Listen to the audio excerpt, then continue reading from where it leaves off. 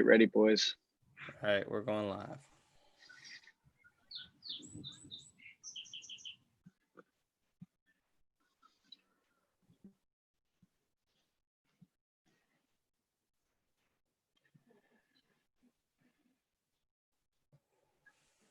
And welcome live into the latest edition of the Unpaid Interns. It is Friday, July 3rd. Happy 4th of July weekend to everybody out there. My name is Austin Winder, joined with Griffin Gonzalez, and we will have Matt Cohen as well. Let's just bring him in now. He's our guest today, our first multi-appearance guest on the Unpaid Intern show. Matt, I mean, congratulations. That's honestly one of the highest honors you could receive in your lifetime, I think. But this time he's not an IU student, even though technically he is. This time he is the intern or an intern for the Oregonian. I'm an He's unpaid intern, he's in the Pacific Northwest, correct? Yes, I am sitting in Portland, Oregon right now. It is 8:01 a.m. So Early morning. So Unpaid Interns was, as you can tell, if it wasn't a big deal show, I wouldn't get up this early for it. So this is really the pinnacle for me, especially now because I am quite literally right now an unpaid intern. So it's perfect. I think we all are right now. Yeah. So that's kind of the theme of the show. But we're bringing in Matt to even be a part of our top headlines because he's such an overachiever and he signed into the Zoom right in time for that. So we're keeping him in. I mean, the big headline for Indiana's terms is they're moving into phase 2 of bringing in athletics. And I know you're very in with that, Matt, and kind of what it's been and what that entails. What does that do for Indiana moving into phase 2? So I will say I read the report all of about 10 minutes ago because I saw you tweet about it. That's why we're putting you on the spot here. So they sent it out before I woke up. Kind of rude of IU athletics to not consider Pacific Standard Time, but that's fine. So basically, the big takeaway I got from a quick skim of it is they just opened up some more facilities and allowed more athletes in the facilities at a time. I think John Blau tweeted something about like quarterbacks can throw now, which is obviously that's big. I think Michael Penix posted a video yesterday of him working out with WAP and Ty Fryfogle and all the receivers. I don't think that they've been able to do that in a very long time. There's also been it looks like that the Assembly Hall court is now back open, which it was not in phase 1. They're allowing 16 players there at a time, so I would assume 8 per half of the court is I guess what that would mean. It looks like the soccer facility is back open. I don't think that was open in phase 1. Also, I guess soccer wasn't on campus yet.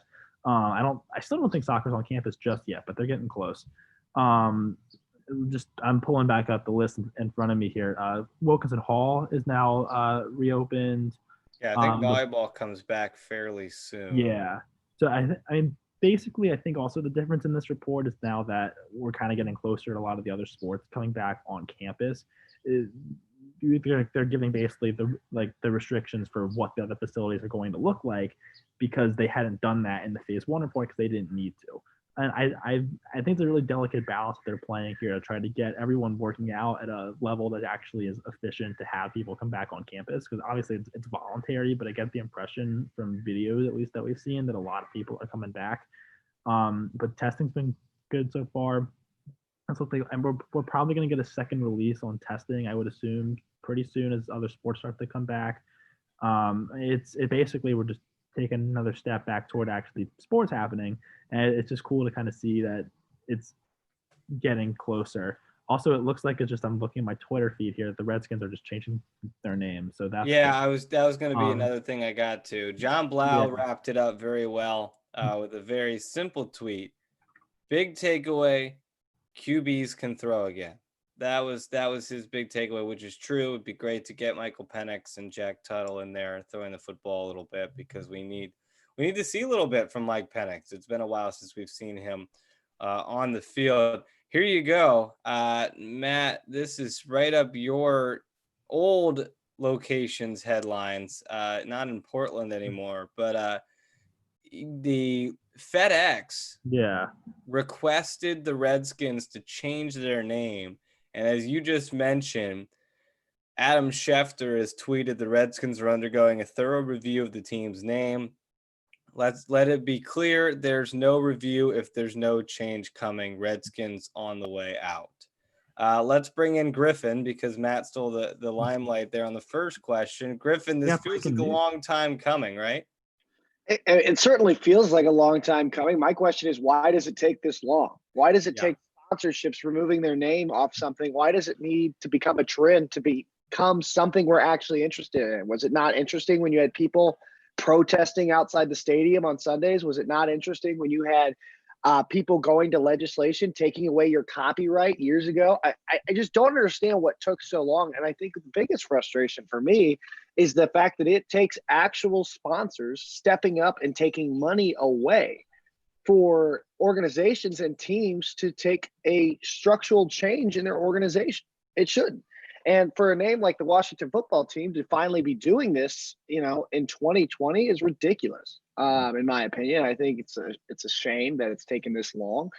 But I mean, once again, you got to enjoy change when it comes. And, I'm glad it's finally here. But once again, the bigger issue here, I think that people are going to look at is why does it take sponsorship dollars getting ripped out of owners' pockets for them to take actual change, not deciding the fact whether it's right or wrong. And I think that's my biggest frustration today with hearing it's been changed is the fact that, credit to Pepsi, credit to FedEx for stepping up and doing that. But where were they 5 years ago? Where were they 10 years ago? Where were they, 25 years ago? Because this is not a new issue. And it's very popular right now. Yes, but it's not new. There have been people who've been fighting for this every day for the past 10, 15 years. And now it's an issue. And that's my biggest frustration with it. Matt, you got any other thoughts? Yeah, I guess kind of growing up where this is a constant issue back at home is like everyone hates Dan Snyder in DC, the owner of the team. There's so many things beyond just football that people just cannot stand about him. I think there was at one point that they were trying to build a bridge over the Potomac River connecting Maryland and Virginia, and Dan Snyder blocked it because he thought it was going to be too close to his house. And that bridge would have alleviated like an hour of traffic on everyone's commute to work in the morning. It's like even just small things like that Dan Snyder's done just thoroughly piss off everyone in the city. He likes to hold the line of like they don't want to change the name of the team because they have so much history with that name. And again, like no one in the city wants the name. Like there's no one that's fighting to keep the name of the fan base. They're basically unanimously in support of changing it. And the fact that it took FedEx, and if you want to have the Oregon angle here, Nike taking all the merchandise off the website, it shouldn't have taken all of that to change the name of quite literally a racial slur on an NFL football team. And if I could chime in here and say one more thing, the other big thing here is I want to point out is the difference between NBA owners and NFL owners in society today. I think the NBA owners are more evolutionary. They're more changing as, times change. I think Adam Silver is a key aspect of that. And Adam Silver, I feel like, is a zero BS, league commissioner. He's not going to put up with it, but at the same time, he's a player's commissioner. I know, Render, we talked about this last time. As for NFL owners, I feel like that same responsibility just is not there. I don't know if it's a power imbalance. I don't know if it's a monetary imbalance, but I mean, I think the same question can be raised that, why are you not, paying attention to the issues your players care about? And, I think Matt hit it on the head right there. Snyder does not care. And he's made that very, and I think it's a huge issue that is sort of, and if we're going to have a problem with Jerry Richardson, we need to have an open discussion probably about Snyder as well. Yeah, I think that's very fair. Breezing through, not to breeze through, but just a couple other headlines. 5-star college basketball recruit, Makur Maker. I don't know if I totally pronounced that right. Makur Maker commits to Howard over UCLA, among other schools. More Washington, D.C. news. What's going on today? He is the highest ranked college basketball prospect to ever commit to a historically black college or university since the ESPN recruiting database started in 2007. So that's kind of showing the movement that's happening in this country right now. I would imagine Maker will not be the only one that will make that move. They did a review on Mike Gundy at Oklahoma State, saying that his player rapport is lacking, but he's not racist. I mean, I think any of us could have told you that, probably. I mean, the not racist part, there's certainly some questions with the comments he's making, but I think any of us could have told you his player rapport was lacking. And then finally, NFL may fine players for virus violations. Slap on the wrist, like, oh no, Tom Brady's out there working out with players. Let's slap him on the wrist with a $5,000 fine. Like, I don't know. That doesn't do anything for me. But I don't know. Whatever. Those are today's headlines. We started the show off talking about phase 2. That's why we have Matt Cohen here to talk Indiana football. And we're gonna take the virus, I guess, out of play for now. I know that's a fictitious world that we all want to live in, and we don't. But for the purpose of today's show, we are going to live in that world and assume that we will get, I guess, 12 games of football.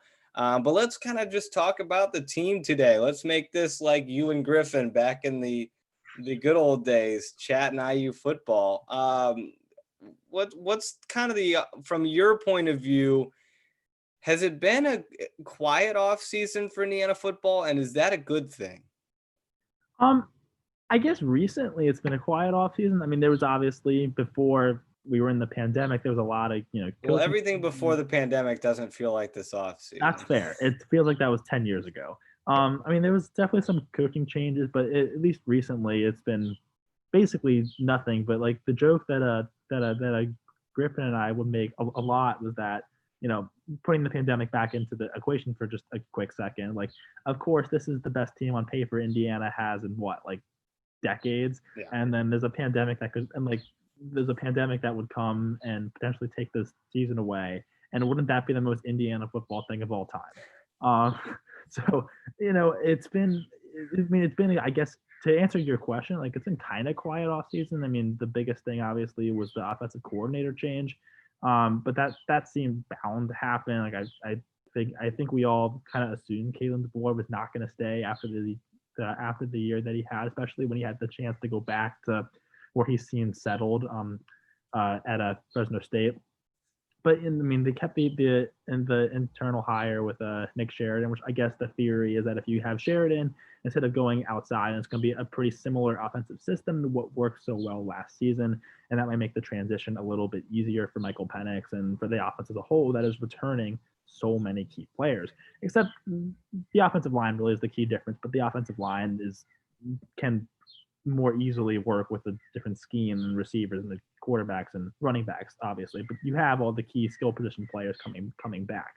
So I guess it's a quiet offseason beyond the offensive coordinator, but it didn't really need to be super loud because they just have most of the team coming back. I mean, I think the stat was like they were the 74% freshmen and sophomores last season.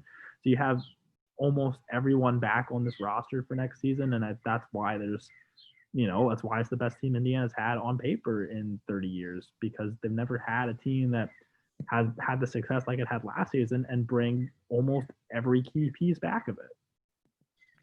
Matt, you talk about that team on paper, and this kind of leads me to a next question. You saw so much improvement for Indiana last season. You see them go to the Gator Bowl. You bring it back offensive talent such as Wap, Hendershot. You bring back that Penix. You bring back decent offensive line. You bring back a lot of guys.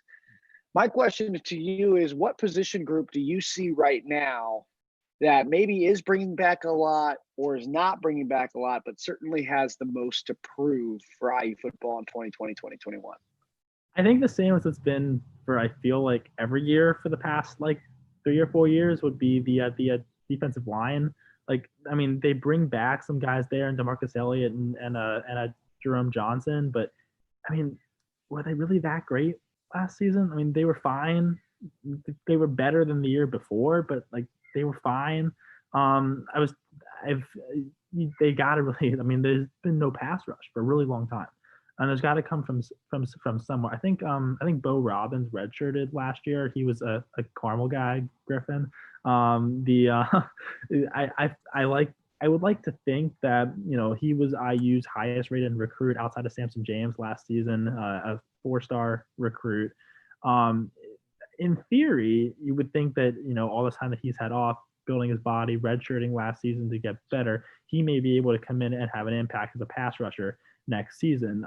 Which is Griffin. Obviously, you've watched him a lot more than I have, so I will defer to you on a Bo Robbins analysis. But I guess the theory is he could jolt of the pass rush a little bit.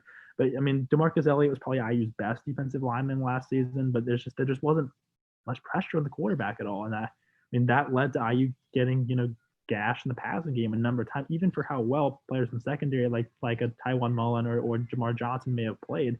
They can't cover everyone forever if there's no pressure on the quarterback. So that's the group that I'm more so looking at to take a step up this season.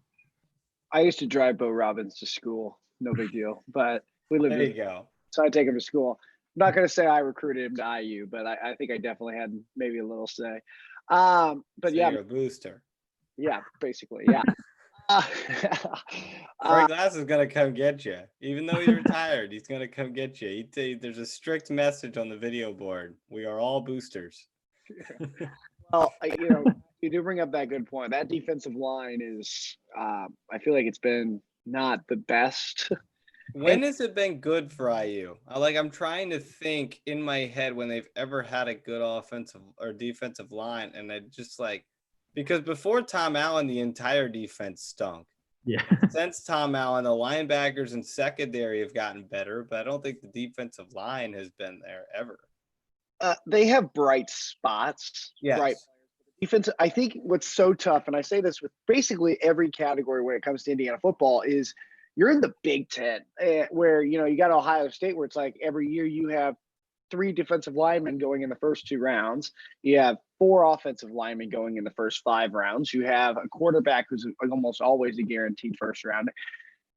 And then you have IU, who you might have some guys who would be all, you might make second team, I'm trying to think of a conference that's not great at football right now. But MAC. You might have 3 all. Sorry, that's not fair. I love the MACtion. I love MACtion. Action is great, but my point is being you have talent, but your talent gets overshadowed almost by the talent of the Big Ten. Mm-hmm. And you have when you're going against quarterbacks like Justin Fields, every season without an option, and you have to play him. That's going to be tough, and I think that kind of gets overshadowed. And I don't want to downplay the defensive line of IU, but I mean that's always a challenge. So, well, let's. I want to bring the virus in for a question here. How does that – I talked about this with Jack Grossman on Wednesday. The first offseason for Mike Penix wasn't great because he had the torn ACL, was not really able to do a ton of lifting and whatnot. It wasn't as severe of an injury that ended his 2019 season, so people thought, okay, this is the offseason to bulk up. We kind of saw it in, I think, a press conference he did before the virus.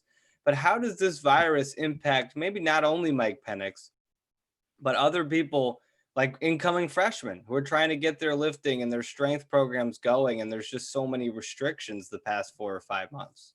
Yeah. I mean, obviously at some level they can, I mean, if they have weights at home, then they can, try to at least attempt to do some of these weight training programs. I think the coaches were allowed to send some amount of weight training to the players, but obviously, when you're stuck at home, there's only so much you can actually do because most people don't have a college weight room in their basement. So maybe in some places, once the gym started to reopen a little bit, it could probably get a little bit of workout in, but obviously you can do a lot of conditioning stuff at home because you can go running anywhere. I mean, so there's some things you can do obviously in quarantine, but it's certainly not the same. I mean, losing spring football is huge for a lot of people. And no matter how much lifting you are or not able to do in your home, if you're Michael Penix, for example, and you're kind of bulking up this offseason trying to get better, it's hard to get better when you're not throwing to your teammates. And I mean, and for some of the freshmen trying to learn the new system, like, I mean, not that he's probably going to play, but like Dexter Williams, for example, who will probably be the third string quarterback as the freshman coming in. I mean, how many passes has he probably thrown to IU players in his life? I mean, not many. So it's hard for players like that to kind of get into the system. And even if it's guys that aren't really going to play to begin with anyway, because Dexter Williams will probably redshirt, but we'll see. But it's hard to have a season like that. I mean, obviously every team is in that same boat, so you're going to have a lot of teams that are going to have some potential issues kind of getting synced together this season potentially, of people who didn't get to work in spring ball. Maybe the jumps in development aren't as great in an offseason as they may typically be. But again, every team's in that same boat. So it's how well can IU get everyone working out. I mean, IU's put so much emphasis into their strength training program with the Aaron Wellman hire after losing everyone to Alabama this offseason. So I guess back to that, and that was another key part of the offseason, which IU doesn't typically lose coaches to Alabama, so that was a pretty big deal. So it's basically we'll see pretty soon what players did the workouts at home, what players stayed in shape when they were at home, because they're all back now and they're going to finally getting close to being able to work together. And how well IU can put that program together and get everyone back working together, get that chemistry back that is so important to fielding a successful team. Whatever team can do that the best across the Big Ten or across the country is going to have a huge advantage because everyone's in the same boat. So we don't know what's going on behind all the closed doors. Obviously, IU is not really forthcoming with what's going on in their football program. So we don't really know, but we'll find out pretty soon. Once some of these press conferences start kind of rolling back, we get to find out what's really going on with this team. I feel like we probably got a press conference with Tom Allen coming pretty soon, I would think. I feel like hopefully we'll get that and get to see some of the players and get a sense of what's going on at this football program right now, because I don't think a lot of us know. I think the tough thing is winter, spring is really a time to work on niche areas of your body. Mike Penix might have focused on his knees, and some guys might focus on their ankles, and doing specific workouts for that. And a lot of those require machines, and a lot of those require special things that cost upwards of, maybe even $100, something like a roller that could cost $100 that Mike Penix might not have at home, kind of going through that. But Matt, let me ask you this. Is there a way you see the season working out right now? What is the best case scenario as to how football happens, and what does football look like this fall? I think the best case scenario, honestly, is no fans. I think that's just the safest way to do it. I know teams are talking about trying to get fans in the stands, but obviously that's solely based on finances, because those ticket sales are a lot of money. I just don't think it's worth it to have fans in the. I mean, they would save costs because you don't need concessions, or you don't need a lot of the typical employees that you would have. And obviously that's a whole different issue, because then you're putting hundreds of people out of work that need those jobs. So it's a kind of a delicate balance there. But it's just not. I feel like the safest option is probably to not have fans in the stands, and obviously that changes the game pretty dramatically, because suddenly it gets a hell of a lot easier to go to Ohio State, to go to Michigan. Obviously it's not easy to win. Obviously it's still not easy to beat those teams, but not having 100,000 people screaming makes a difference.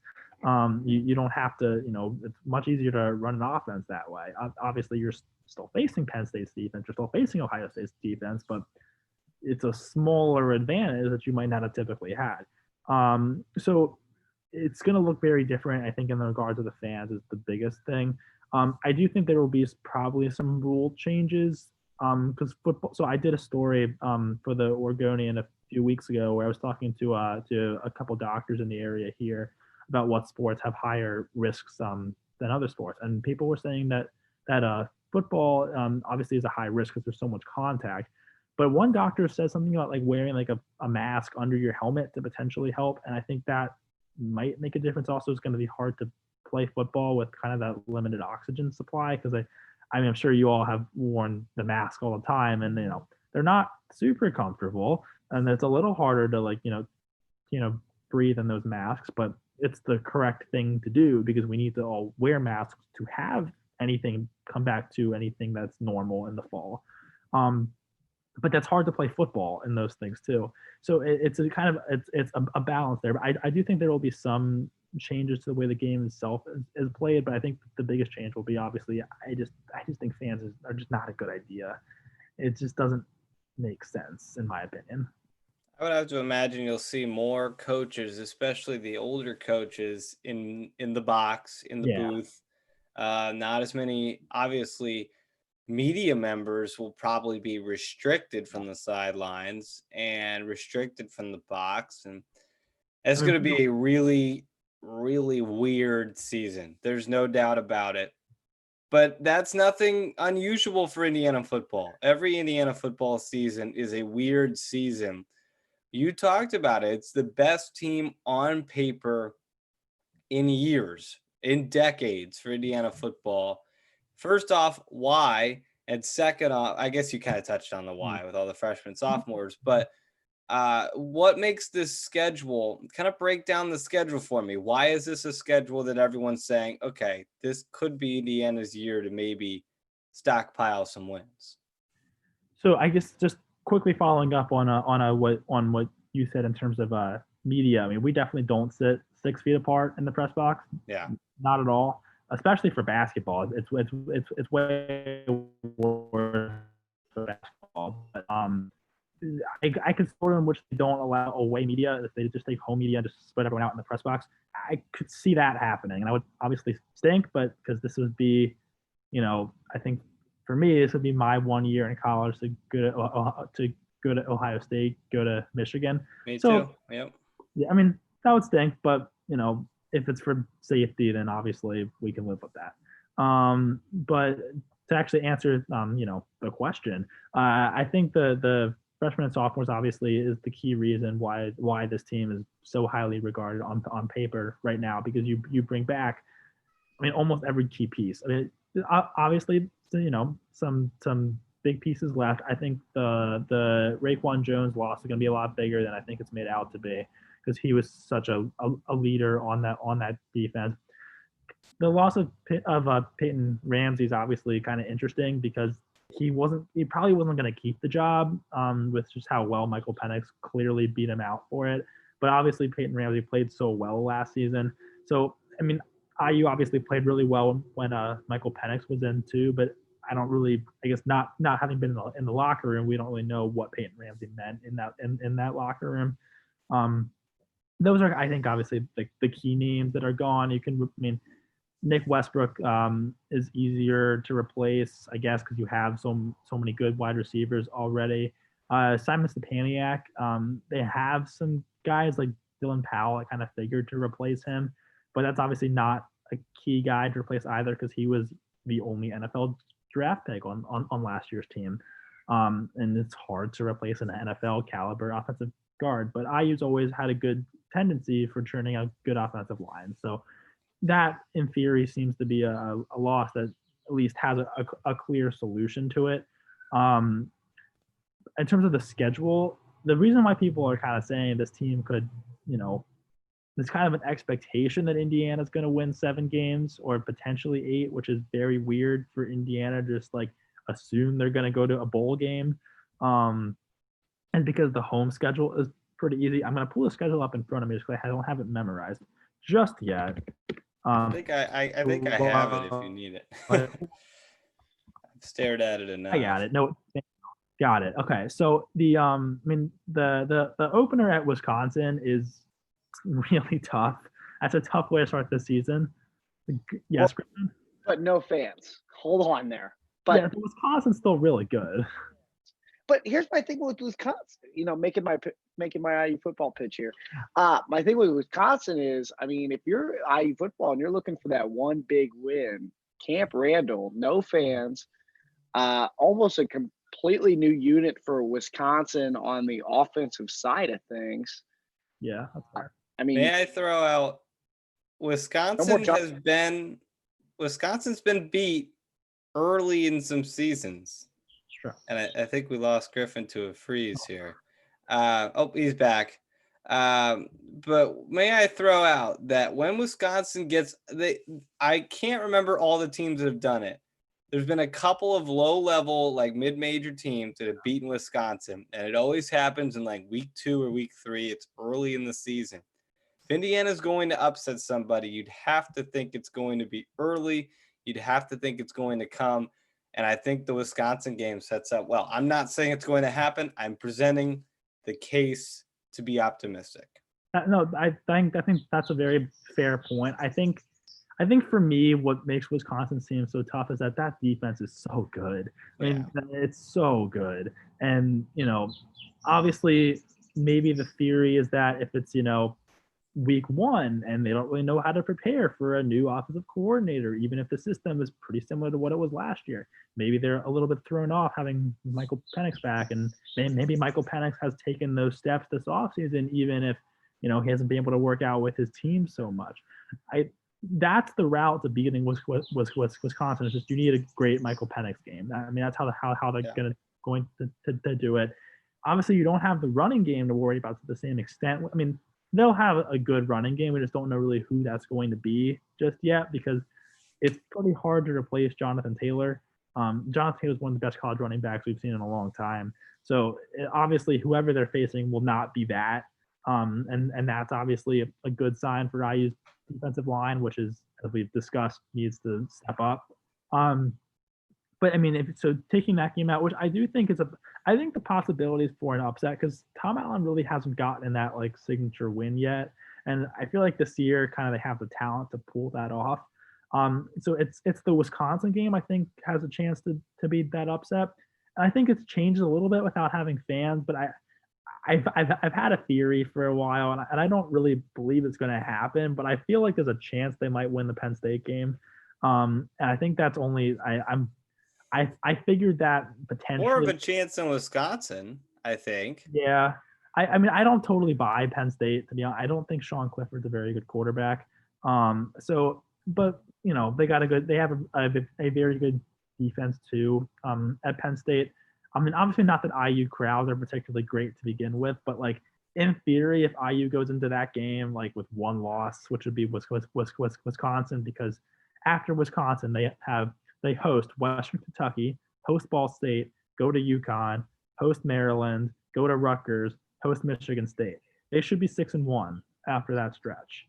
Hey, Mike Miller, when he came on the pod on Monday, bold prediction, he said college game day in Bloomington, Indiana, Penn State. Why not? And once again, typical, no fans though. Right, exactly. But look at the wins that Indiana would have there. They might not even be ranked.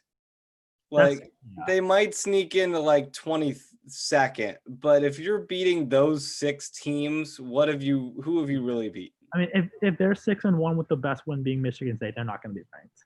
Yeah, it's not looking great. Yeah. Wait, I think he's trying to quickly talk. into top 25. I think You're cutting in and out on us, Griff. We're not hearing you. Northern Indiana is the absolute worst, guys. Just like I've lived in Northern Indiana all my life. Don't come at this part of the state. Just letting you know. Not all of us are Carmel. Anyway, point being, I think you get that win at Wisconsin, you're quickly into the top 25 if you're not already, because IU football is dancing around that 25 spot. And then I think you go on this trail of winning, and teams in the other top 25 will have 1 loss, 2 losses. You'll move past them.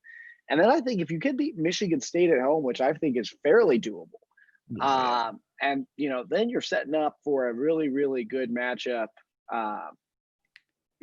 at home with Penn State. But that's a fair point on the preseason ranking, because they could go 6-1 and be ranked. Because if you take a look, I mean, they're almost ranked last year. It's 14 wins in the last 2 years for Indiana football. That has to, and I know the rankings and the college football playoff committee is always like, we don't look at last season. Bull crap. Like, if a team that had its best season since the 90s continues that into the next season, they might start to give them some credit, especially since, like Griffin said, they're right on the fringe already of being a top 25 team without playing a game. So that's interesting. But I think you point out, Matt, why people are optimistic, because there is a really good chance that they start 6-1. And then it gets a little tougher, but you still have Illinois at home. You have Purdue at home in the back stretch of that season, to where you could still win those 6 games, struggle in the Ohio States and the Penn States and the Michigans, but still get 8 wins and still go to a very good bowl game and have a chance, maybe Music City Bowl, maybe something like that, and go for your 9-win season. What was that, Matt? Vegas, the Vegas Bowl, please. The Vegas Bowl. Wait. That replaced so the Vegas Bowl replaced the Gator Bowl in the same tier, because Gator Bowl is now ACC versus SEC. That's right. And the Big Ten got the Vegas Bowl slot. So as Matt Cohen and I will both be 21, very much like the Vegas Bowl to watch IU football. I am also 21, so just saying. Also IU football. We'll see. Isn't it weird with Indiana football that we've just assumed they're going to get 6 wins? It feels really uncomfortable. Yeah. It feels really, really weird. Like I think anyone who's not an IU fan would look at that schedule and look at what they did last year and be like, oh yeah, you're just going to do it again. But if you're an Indiana fan, you have so much scar tissue. And even if you're not a fan, you just follow the team. You have so much scar tissue and you know what this team does. And it's just impossible to commit yourself to it. Okay, Matt, I'm going to put you on the spot here. Before we move to our Big J segment, we always do a top 5 Friday segment where we kind of do a 5 rankings thing. So I'm going to put you on the spot here. Give me the top 5 questions that are facing this Indiana football team going into the 2020 season. They have to be like in like 5. No, just give me your top 5. Doesn't need to be in any specific order. I think the biggest one is, can Michael Penix stay healthy? I think that's the most important question, because if he doesn't, then it's Jack Tuttle, and Jack Tuttle obviously was very highly ranked coming into college, but hasn't proven anything over his first 2 years. This is what his be a redshirt sophomore this year, I think. Yeah, so he hasn't really proven anything in college so far. I think that's the biggest question. I think I talked about this a little bit, but can the defensive line improve? That's another key question.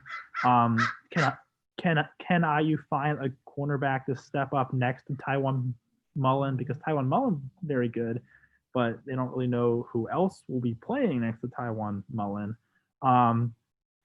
That was 3. 4.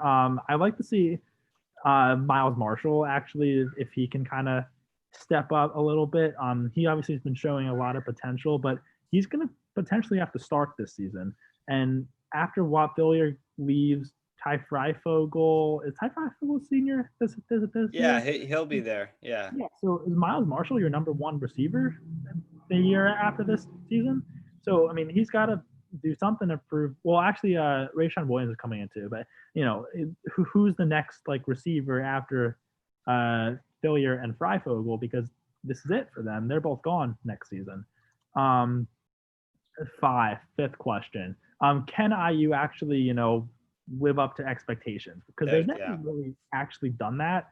I guess in theory, they've, bested expectations last season, but now they're actually expecting IU in 7 games. So will they slip up anywhere? Will the weight of the expectations and the weight of last season kind of fall on them? Although there will be a hangover, even though they lost, the end of last season. Is there a hangover from such a good season last year? Is there, anything that, will they see, a winnable game against Michigan State? Because Michigan State is not very good this season and they had a coaching change. Will they lose that game anyway? Will they lose to, Illinois, which has actually got a pretty solid team? Or at Maryland or something Or at, like that. or Or is it at Rutgers? Maryland, At Rutgers. Maryland comes. Well, I don't. I don't see them slipping up on the road at Rutgers, but it is a road game, so you never know. But like Maryland got some really talented players. So what if they screw up against Maryland? I mean, like obviously, like we've assumed they're going to win 7 or 8 games because they should win 7 or 8 games, but that doesn't necessarily mean they're going to win 7 or 8 No games. fans changes a lot of the home and away situations. I mean, Maryland coming into Bloomington, I remember the last time Maryland came in 2018, there was basically no crowd. So I was at that game. It was terrible. It was horrible. I was in like the second row, the student section, because that was about it. It was really bad.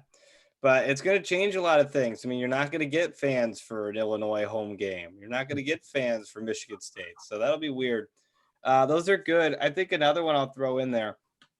Who steps up at tight end? Yeah. Because you've lost Peyton Hendershot now. So Peyton Hendershot's technically on the roster still, but they cannot play him. I mean, that'd be idiotic if they kept him on the roster.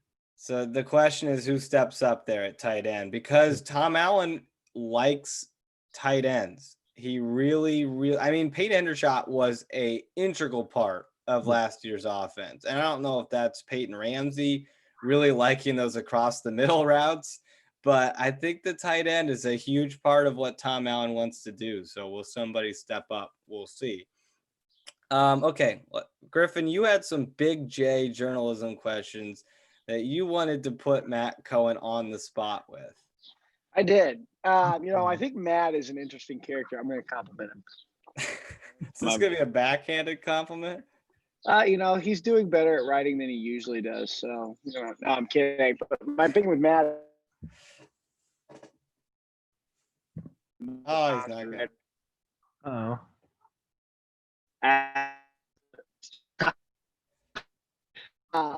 But I think Matt also, when you put your articles out there that much, you get a lot of flack back, and you get a lot of people commenting who aren't happy with the way you write your articles. And my biggest question is, it's not just opposing fans; it's actually mainly IU fans who don't like the way you write, and you handle it in a very unique way. I was wondering if you could go about how you handle that pressure, how you handle when people respond poorly to your articles, and what that kind of does to your own self-esteem. So first, for my own self-esteem, you kind of lagged out on the complimenting part of that speech. So thank you for that. But I mean, it's not. I guess it's not. It's not as often as like I think. It's not like super often that like I get heat for stuff. Like I definitely. I mean, it definitely happens, but like, for football last season, I definitely thought I was a little bit. I don't want to use the word homer, but I definitely thought I could have been a little more critical of the team than I probably was. That's something I kind of been looking at, kind of making sure I kind of keep a more level head about it this season. For basketball, I got a little bit more. I kind of worked on being a little more like being willing to I guess not write something that's not going to get appreciated by fans who think that like things are going so well, or even if things aren't going well, being willing to go out there and kind of criticize something, which is something I've kind of learned to do a little bit, because it was kind of hard to get myself to do it, because I'd be a little bit worried about backlash potentially. But I think over the course of the year I kind of just learned like whatever, like if what I'm writing is true, then people can say what they want, but like they're wrong. I mean, if it's a fact that I think I wrote about this way too many times, but like it's a fact Devontae Green was like a very inconsistent player, and at times was extremely hurt Indiana's offensive production last season. At times he would carry them, but there would be many more times where he would shoot them in the foot. And I think obviously people, obviously IU fans don't like to see their team getting they don't like to see the coaches getting criticized. They don't really much like to criticize the players, is what I've gotten the impression of, because they like to hold the line of, oh, they're just 18-year-old kids, whatever. But I think at that point they're under this. I mean, and like that's fair. Like they are kids. It's the criticizing, like Race Thompson for like missing a layup is the same thing as like criticizing us for like having like a fact error. And it's basically the same as, that's like the equivalent of it, I guess, if that makes sense at all. So I mean, I guess to actually answer the question, I kind of just like to ignore it mostly, because like I mean, it's not like, I mean, it definitely like it hurts when like people are like saying like what you're doing is bad or whatever. But at the end of the day, I've kind of just, oh, I mean, definitely like at first, like in my sophomore year when I was starting to do some of these larger jobs, I mean, I definitely like paid a lot more attention to it and like got a lot angrier by it and like, got frustrated and upset or whatever. But I've stopped caring, honestly, because I mean, it means nothing at the end of the day. It's classic that, people get mad at Matt for writing poorly about 19-year-old kids when Matt is himself a 19-year-old. Right. That's the point. So like it's no different for like it's really no different criticizing a basketball player that is criticizing a student journalist at when if you want to play. I mean, obviously it's very different, but like if you're looking at it in terms of like criticizing kids, like it's the same difference. Yeah, criticize for an actual reason to criticize. Don't just criticize because he's making fun of a 19, which you're not. But right. don't criticize because he's writing something poor about a 19-year-old when you are criticizing a 19-year-old. Now, I won't also like, I mean, I definitely can't sit here and say I haven't done anything that like deserved to be criticized because it was bad. Like I've definitely by We've no all done that. Yeah, like I mean, I've definitely written some things that I regret doing or said some things on Twitter that I regret. So I can't possibly sit here and say like it's not all BS because some of it's very well deserved. So it, you gotta just, and when that happens, just own up to it and just apologize and know you're wrong. I think that's the only way to handle it. Big J, Matt Cohen, he's getting up in the ranks, folks. What's your advice to somebody? This could go along with being a Big J. You're sitting in the Assembly Hall Media Center or the Memorial Stadium Media Center, and maybe you're a 19-year-old sophomore freshman doing their first big game. What's your advice to getting comfortable asking questions, being the person who steps up and asks for the mic? What's kind of your advice there? I mean, it's obviously a lot easier said than done, but just raise your hand and do it. I think that's really like the only way to actually get comfortable being in that setting is simply to just do it. And there's no real way to like practice besides doing it. I know it's a poor way of wording it, but that's the only really way to get over that fear of asking a question is by opening your mouth and asking a question. And obviously, again, that's hard to do. There's a lot of big names you've seen, on social media and on TV or whatever that you're seeing in that same press room, and you're suddenly in there with people that are gonna maybe think negatively of you if they get a bad first impression. But I think a lot of those the professional reporters, if they see that you're really working hard, doing good stuff, taking it seriously, they notice that. And I mean, a lot of times, and I think that we've seen this that like the bigger, like the big guys, with the exception really of John Blau, like they don't really talk a lot to the students, but like they're paying attention. And I think that definitely, like when you do something, stupid, if you're like, clowning around in the press room, for like obviously that doesn't mean like don't have fun when you're doing it, but like if you're just like being a disruption and like clowning around or whatever, like they'll notice that too. But if you're sitting there getting your work done, if you're talking to someone, you're not being disruptive while talking, have fun. That's obviously the most important thing. If we're not having fun, there's no point in doing it. But like I guess the best advice would be have fun, but also take it seriously and just have the confidence that if you raise your hand and ask a question, if it's a bad question, it happens. I mean, Greg Doyle, who's probably the most well-known person on the beat. Is that fair? Greg Doyle's probably the most well-known person on the beat. Probably. So, certainly like, the most, like the biggest personality of anyone on the beat. Right. Yeah. And he's asked, I mean, obviously that's kind of his whole style is to ask controversial questions, but like he's asked questions that have backfired, but he keeps going anyway. And that's kind of the big key piece of advice is like, it's bad questions are going to happen. You're going to get made fun of by a coach or player. That's going to happen. It happens to everyone. Well, But just keep going. Greg's always said, came in our class and he Yeah. said, hey, ask questions. Like, we don't want to see students just sitting there watching and then your stories or the press conference is done and now you're writing the same question as everyone else who asked questions, or you're writing the same story because you didn't ask your own question. He's Right. like, we will respect you more if you raise your hand, you ask questions so that you get the stuff that you need for your story. Yeah. No, 100%. I mean, Griffin?